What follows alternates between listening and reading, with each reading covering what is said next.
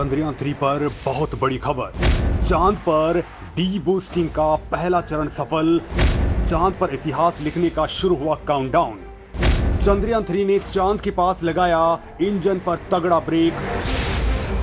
जी हां दोस्तों, space science की दुनिया में भारत के इसरो ने एक और बड़ा इतिहास रच दिया है। मिशन चंद्रयान-3 ने चांद के बेहद पास अचानक से ब्रेक लगा करके पहली बड़ी डी बूस्टिंग की प्रोसेस को कंप्लीट कर लिया है, वो भी 100% एक्यूरेसी के साथ में। मतलब दोस्तों, चंद्रयान-3 ने चांद की सतह पर उतरने से पहले एक बड़ी कामयाबी गेन कर ली है। इसके साथ ही दोस्तों, इसरो ने अपने कैमरों से चांद के ऊपर कुछ ऐसा नजारा देखा है कि पूरी दुनिया हैरान है। ये तस्वीरें अब दुनिया में तहलका मचा रही हैं। दोस्तों, यकीन मानिए कि इसरो को जैसे ही ये बड़ी कामयाबी हाथ लगी है, वैसे ही इसरो दफ्तर में खुशी का माहौल छा गया है और ये आपका सीना भी गर्व से 56 इंच का कर देगी। तो दोस्तों, इस वीडियो में इसरो की इसी बड़ी कामयाबी पर बात होगी कि आखिर चंद्रयान-3 के इंजन में इसरो ब्रेक कैसे लगा रहा है, कैसे चंद्रयान-3 की चाल बदल गई है। आखिर चंद्रयान-3 के कैमरों ने वो क्या देख लिया है जिस पर पूरी दुनिया की नजर टिक गई है। चांद पर जब ये धमाका कर रहा था भारत का चंद्रयान-3, तब रूस का लूना 25 वहां पर क्या कर रहा था, और आखिर इस चंद्रयान-3 को लैंडिंग में असल मुसीबत कब आने वाली है, ये चांद के ऊपर केवल 14 दिन ही क्यों काम करेगा। तो दोस्तों, इस वीडियो में मैं तमाम बातें डिस्कस करने वाला हूं। सबसे पहले आपको बता देता हूं कि इसरो ने आज क्या किया है, यानी चंद्रयान-3 के इंजन में इसरो ब्रेक कैसे लगा रहा है, कैसे चंद्रयान-3 की चाल अब बदल चुकी है। तो दोस्तों, इसरो अब यान को चांद के बेहद पास ला रहा है, साथ ही इसकी स्पीड को भी कम कर रहा है, और इसी के लिए 18 अगस्त की शाम 4 बजे चंद्रयान-3 के लैंडर मॉड्यूल की स्पीड को और धीमा कर दिया गया है। मतलब उसे डी बूस्ट किया गया है। इसके बाद चंद्रयान-3 का विक्रम लैंडर अब 113 गुना 157 किलोमीटर की कक्षा में आ चुका है। मतलब कि अब उसकी चंद्रमा से सबसे कम दूरी 113 किलोमीटर ही है और सबसे ज्यादा दूरी 157 किलोमीटर है। दोस्तों, इसरो ने डी बूस्टिंग के जरिए चंद्रयान-3 की कक्षा को घटा दिया है। डी बूस्टिंग का मतलब होता है कि स्पेसक्राफ्ट की रफ्तार को धीमा कर देना। इसरो अब डी बूस्टिंग का दूसरा ऑपरेशन 20 अगस्त को रात 2 बजे परफॉर्म करेगा। इसके बाद लैंडर की चंद्रमा से न्यूनतम दूरी केवल 30 किलोमीटर रह जाएगी और अधिकतम दूरी 100 किलोमीटर पर रहेगी। दोस्तों, अब आप कहेंगे कि ये डी बूस्टिंग यानी ब्रेक लगाने वाली प्रोसेस कैसे हुई है। तो दोस्तों, चंद्रमा के लैंडर के 4 पैरों के पास में 800 न्यूटन शक्ति के 4 थ्रस्टर्स लगे हैं, जिनमें से दो थ्रस्टर्स एक साथ काम करते हैं, यानी कि एक साथ 800 न्यूटन की ताकत लगती है। मतलब दोस्तों, ये इस ताकत से उल्टी दिशा में फायर होते हैं, तो इससे यान के ब्रेक लगना स्टार्ट हो जाते हैं। डी बूस्ट करने का मकसद विक्रम लैंडर को पेरिल्यून यानी कि चंद्रमा से कक्षा का न्यूनतम बिंदु मतलब कि 30 किलोमीटर और एपोल्यून यानी कि चंद्रमा से सबसे दूरी का बिंदु जो कि 100 किलोमीटर है, वहां पर लाना है। इसके बाद में दोस्तों, सॉफ्ट लैंडिंग की कोशिश स्टार्ट हो जाएगी। वैसे दोस्तों, ये कहने में जितना आसान होता है, चांद पर बहुत मुश्किल है, क्योंकि चांद पर सिग्नल बार बार ब्रेक होते हैं। जैसे बात करते वक्त आपके मोबाइल फोन के सिग्नल जाम हो जाते हैं, वो रुक जाते हैं, टूट जाते हैं, वैसे ही चांद पर लगातार ऐसा होता रहता है। साउथ पोल पर यह स्थिति और ज्यादा भयंकर हो जाती है, और ऐसी पोजीशन में आप सोचिए कि एक छोटा सा गलत कमांड भी क्या कबाड़ कर सकता है। लेकिन दोस्तों, इसरो ने यह काम सफलतापूर्वक अंजाम दे दिया है, और इसी दौरान इसरो ने अपने कैमरों को भी एक्टिवेट कर दिया है। और दोस्तों, इसी दौरान आखिर चंद्रयान-3 के कैमरों ने वो क्या देख लिया है जिस पर पूरी दुनिया की नजर टिक चुकी है।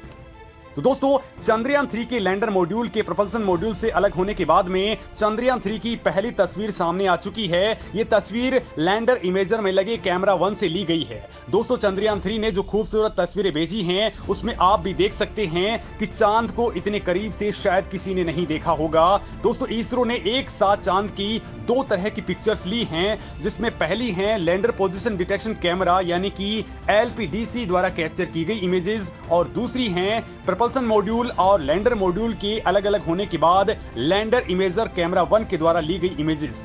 दोस्तों, इसरो ने जैसे ही चांद का वीडियो रिलीज किया है, वैसे ही करोड़ों भारतीयों का मन उत्साह से भर चुका है, क्योंकि ये वीडियो चांद के बिल्कुल पास से लिया गया है, और वहां के स्पॉट्स भी आप क्लियरली देख सकते हैं कि वहां पर किस तरह के गड्ढे हैं। इन तस्वीरों में दोस्तों कुछ ऐसा दिख रहा है जो बहुत ही डरावना है। चांद की सतह पर बड़े बड़े क्रेटर्स हैं, बड़ी बड़ी चट्टानें यहाँ पर हैं और ये गड्ढे दिख रहे हैं जिन्हें क्रेटर्स कहा जाता है। ये क्रेटर्स ही लैंडिंग करते समय सबसे खतरनाक साबित होते हैं।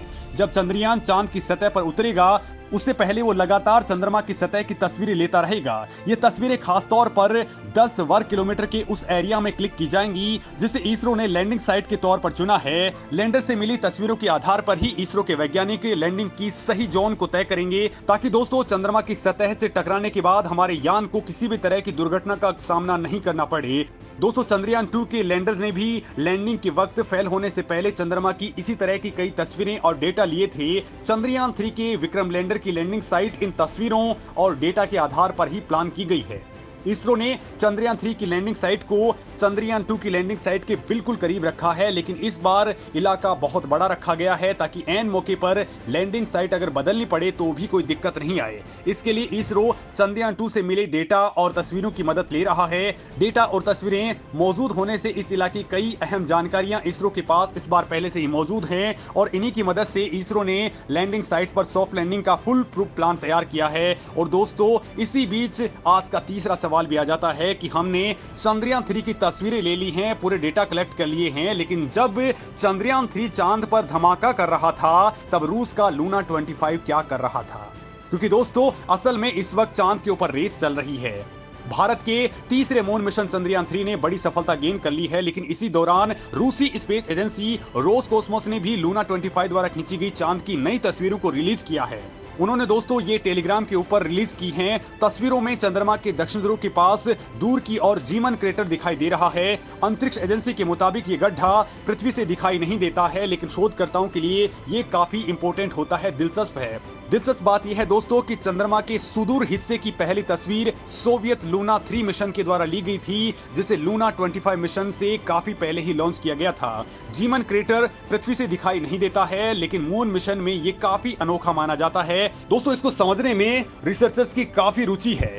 इसके चारों ओर शाफ्ट की ऊंचाई अपेक्षाकृत सपाट तल की सतह से 8 किलोमीटर ऊंचाई तक जाती है। जीमन क्रेटर चांद पर बना बड़ा सा गड्ढा है जो कि चंद्रमा के दक्षिण ध्रुव के पास में मौजूद है। दोस्तों रूस का यान इस वक्त 100 किलोमीटर के ऑर्बिट में चक्कर लगा रहा है और ये 21 अगस्त को लैंडिंग के लिए उतरने वाला है। इसके 2 दिन बाद यानी कि 23 अगस्त को भारत का चंद्रयान 3 भी दक्षिण ध्रुव पर सॉफ्ट लैंडिंग करेगा।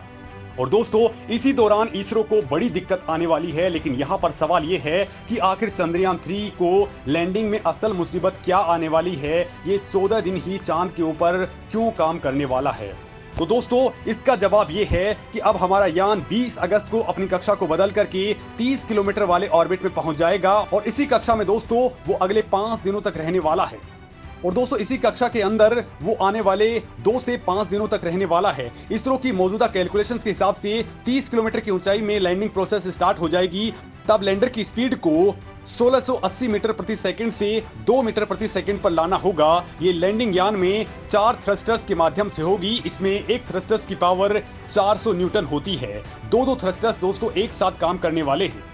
और दोस्तों जब ये यान चांद के ऊपर उतर जाएगा तो ये एक लूनर डे वहां पर रहने वाला है, यानी धरती के 14 दिनों के बराबर ये वहां पर रहने वाला है। चूंकि दोस्तों 14 दिनों तक ही वहां पर सूरज की रोशनी गिरने वाली है और चांद पर लैंडर और रोवर दोनों ही पावर जनरेट करने के लिए सोलर पैनल का इस्तेमाल करेंगे। लेकिन जैसे ही वहां पर रात का वक्त आ जाएगा तो वहां पर तापमान बहुत नीचे चला जाता है और इसकी वजह से हमारे यान के उपकरण खराब हो सकते हैं। लिहाजा दोस्तों ये वहां पर केवल 14 ही दिन तक ही काम करेगा। और दोस्तों इस वक्त चांद पर रात का वक्त चल रहा है और 23 तारीख को सूर्योदय होने वाला है, यानी भारत यहाँ केवल एक ही दिन काम करेगा और ये केवल 14 दिन का होने वाला है।